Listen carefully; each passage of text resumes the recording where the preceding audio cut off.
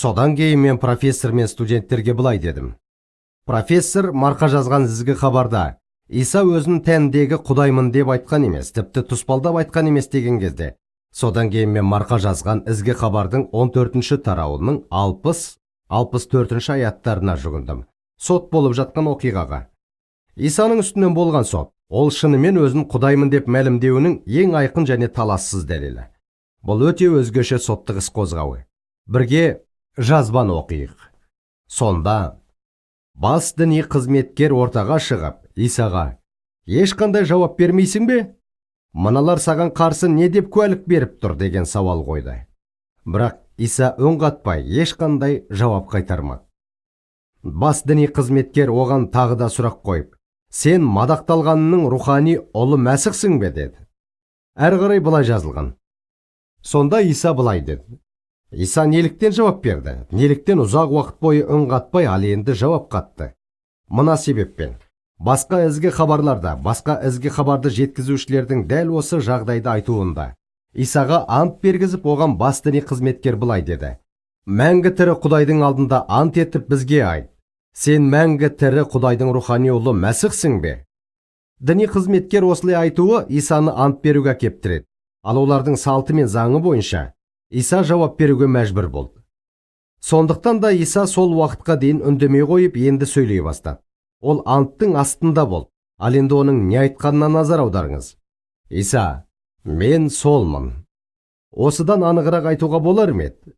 Мен солмын деген не? Мен Мәсіхпін, мәңгі тірі Құдайдың ұлымын.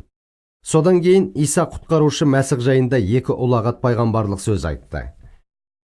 Иса: «Мен солмын.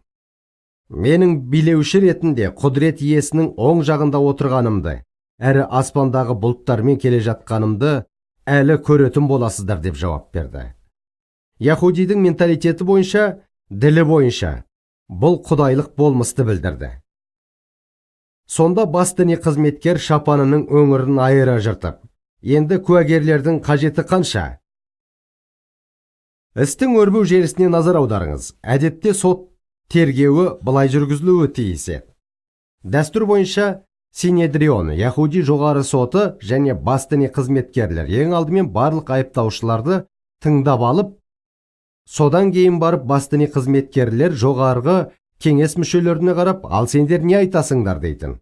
Олар болса сол жерден шығып біраз уақыт кеңесіп естігендерін талқылап бір шешімге келетін. Содан олар қайтып оралып кінәлі немесе кінәсіз екендігін хабарлайтын. Олардың шешімдерін тыңдаған соң бас діни қызметкер, бұл біздің кезімізде соттың балғамен соғып, кінәлі не кінәсіз екендігін айтатындай. Ал сол кезде бас діни қызметкер киімнің шетінен ұстап жыртып жіберуге тиіс болды. Бұл балғаны соққан соттың сот үкімі шығарды дегенмен бірдей болды. Бірақ бұл жерде істің қандай кезекпен болғандарына назар аударыңыздар. Шапанының өңірін айыра жыртып, яғни бас діни қызметкер киімін жоғары соттың шешімін шығармай тұрып жыртып жіберді. Неліктен? Киімін жоғары сот шешім шығармай тұрып жыртып жіберудің бір ғана себебі болды. Бұл себеп Құдайды қорғағандықта, біреу өзін Құдаймын деп жариялағанда. Оқимыз. Енді куәгерлердің қажеті қанша? Ол Тәңірге тіл тигізді. Мұны өз құлақтарыңызбен естідіңіздер. Бұған қалай қарайсыздар деп дауыстады.